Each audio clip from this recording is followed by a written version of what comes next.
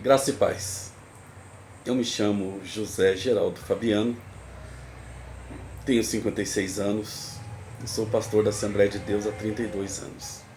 Estar aqui hoje é a realização de um sonho.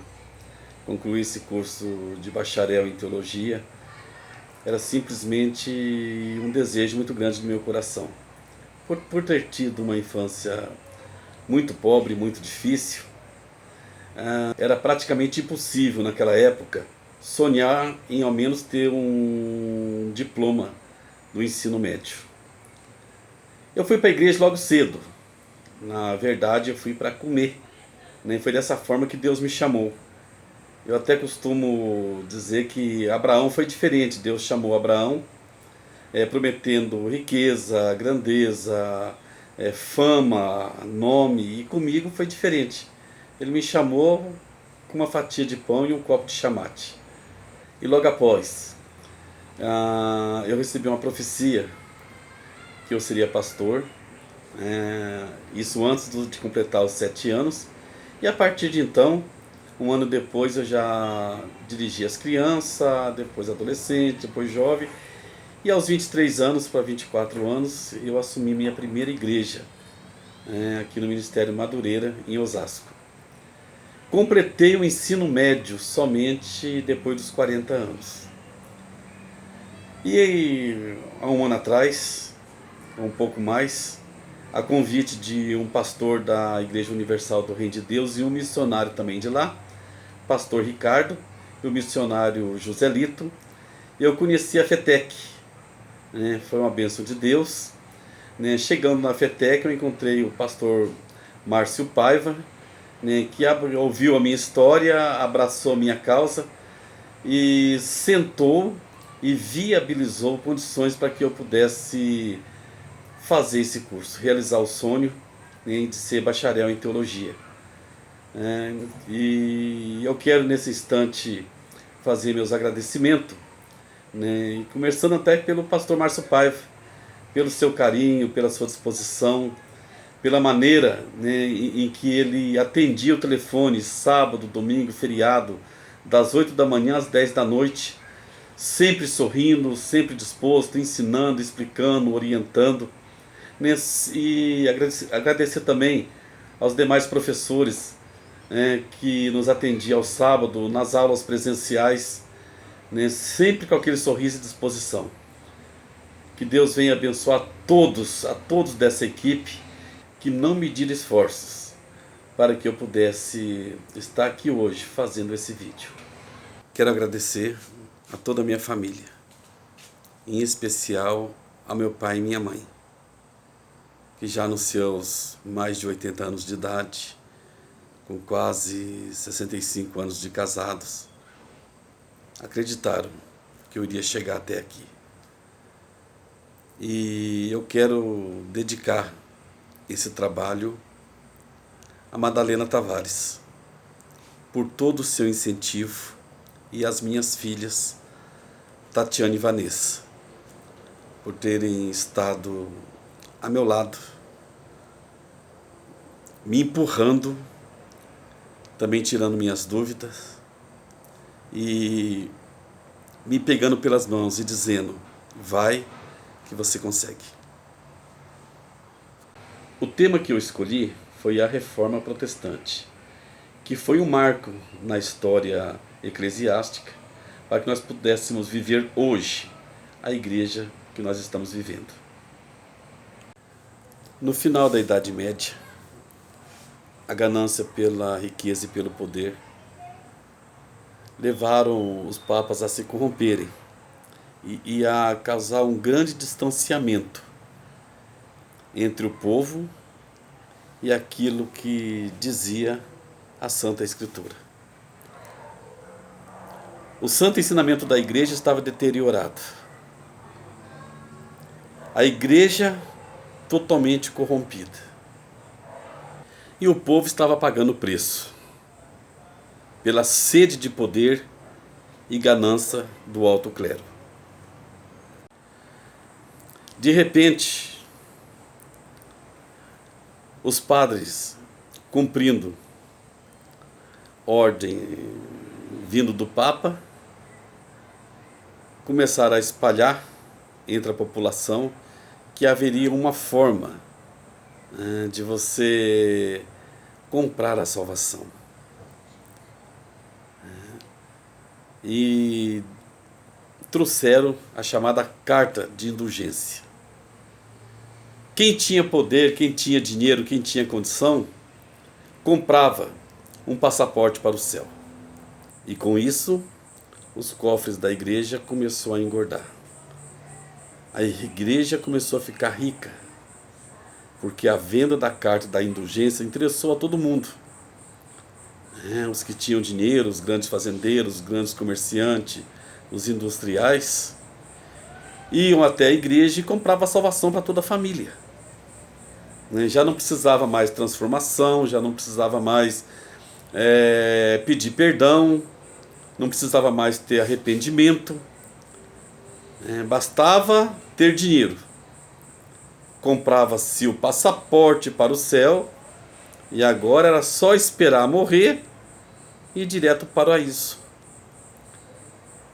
A situação chegou a tamanha aberração que se podia então comprar a salvação para aqueles que haviam morrido.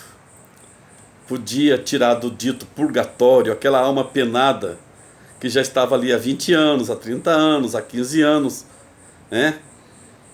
E a pessoa já sabia que o infeliz já estava lá no purgatório porque não valia um tostão furado, mas o padre tinha uma forma de tirar a alma penada de lá e mandar lá para o paraíso. E tudo isso causava grande alegria para quem tinha dinheiro e tamanha tristeza para quem não tinha. Por quê? O infeliz do empregado, o servidor, aqueles que viviam na camada mais baixa da sociedade,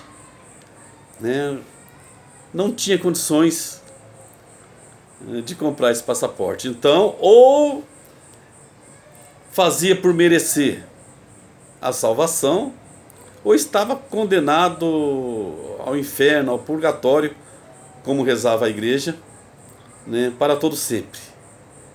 Então, uns felizes de um lado e outros infelizes e preocupados de outro. E uma certa feita, um monge agostiniano, por nome de Martinho Lutero, estava estudando a Bíblia e de repente uma passagem em Romanos 1:17, onde diz que o justo viverá pela fé, lhe chamou a atenção, e certamente isto movido pelo Espírito Santo, que com certeza Deus lá de cima já estava preocupado, já estava querendo entrar com uma ação, e para tudo Deus tem o seu tempo para poder agir. E foi Martinho Lutero o escolhido para essa tal ação. Ser escolhido por Deus é se entregar, é dar a sua vida, é viver aquela palavra que diz que o amor tudo sofre, tudo crê, tudo suporta, tudo espera. E a partir de então, Martinho Lutero começou a escrever textos contra a carta de indulgência.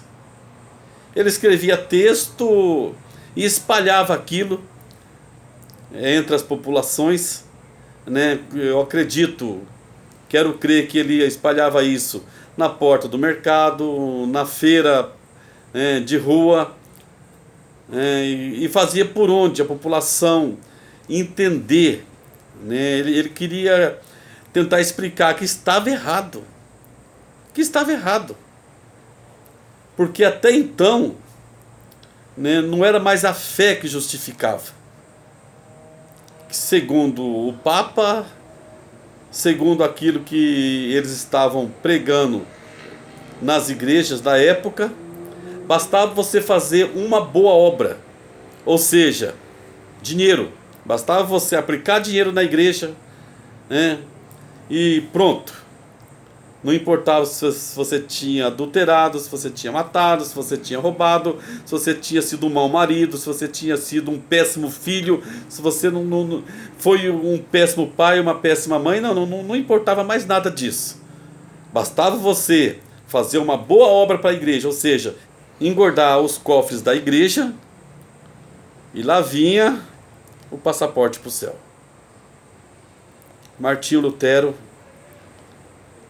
no seu inconformismo, né, começou a causar problemas para a igreja, que já começou a se reunir numa contrapartida.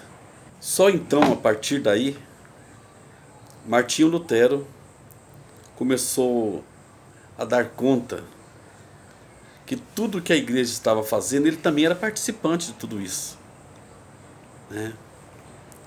Todo aquele que não concordava com a igreja era perseguido.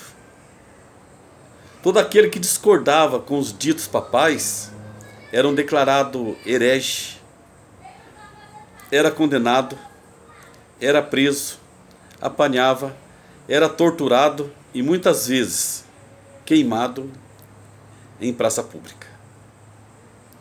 A igreja havia se tornado Deus. Os papas é que ditavam as regras. A coisa estava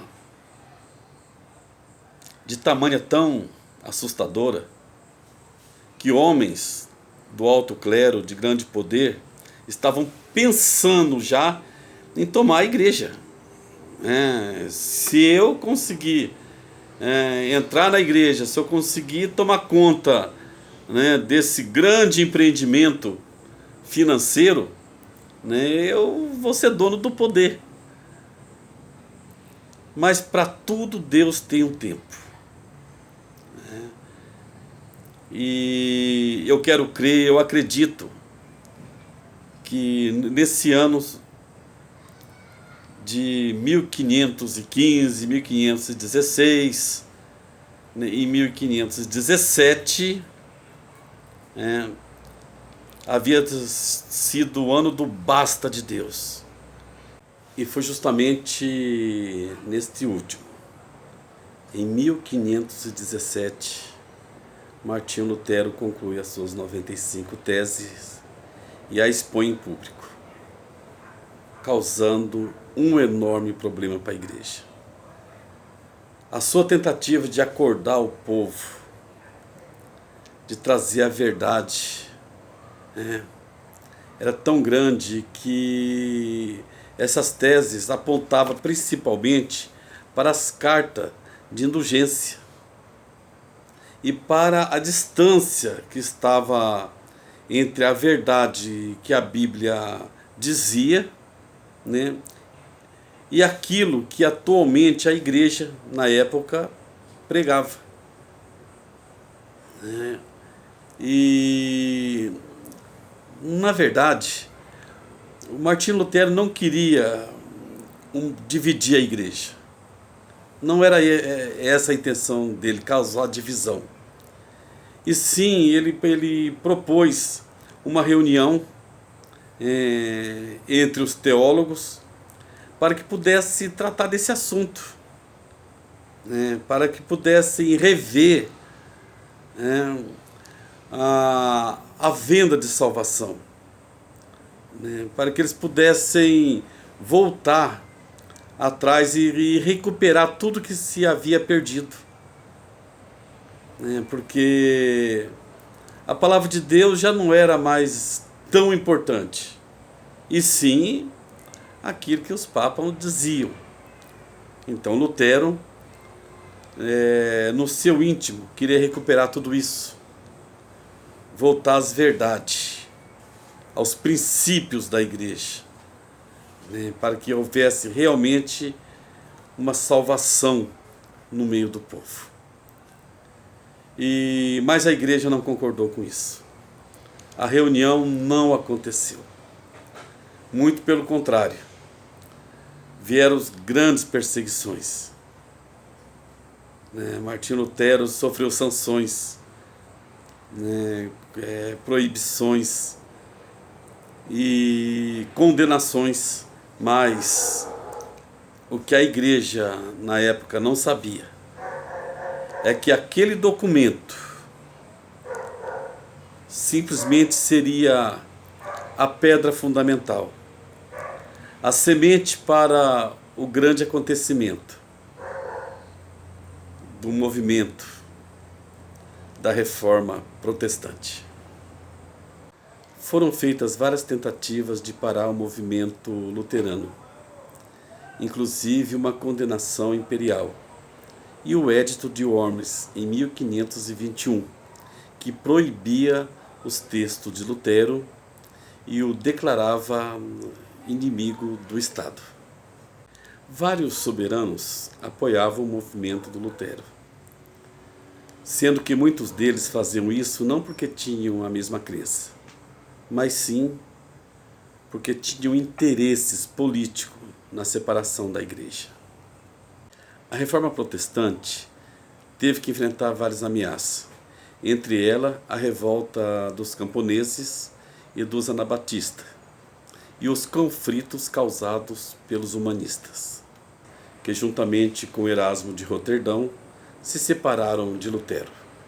Entre 1520 e 1530, a reforma se impôs e causou uma grande mudança no regime eclesiástico.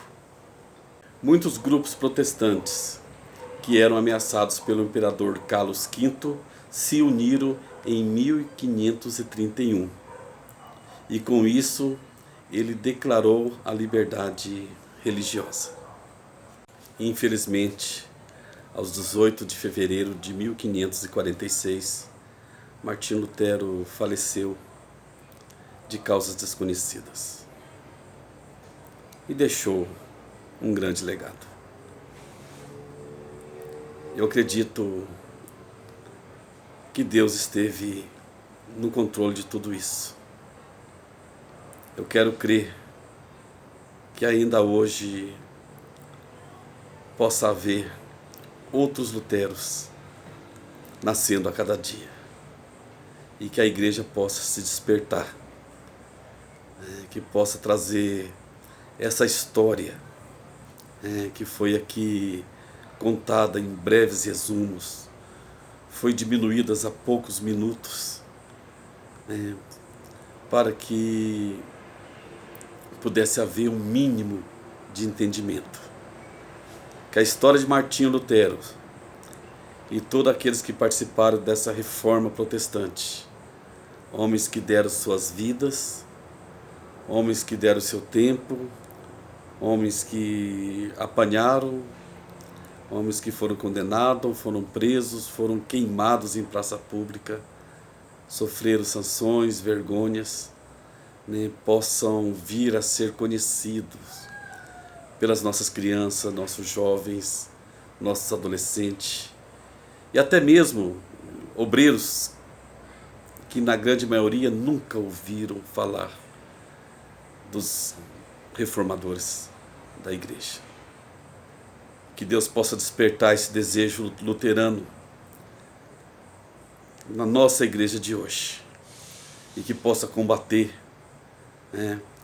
a corrupção que hoje está correndo em cima dos púlpitos. Porque nós, na nossa grande maioria, não estamos diferente do que Lutero viu no passado. Temos igrejas corrompidas, pregando heresias, sim. Temos igrejas hoje que se distanciaram a quilômetros da verdadeira palavra de Deus. Mas que Deus tenha misericórdia. Como eu disse lá atrás, que venha a nascer novos Luteros a cada dia.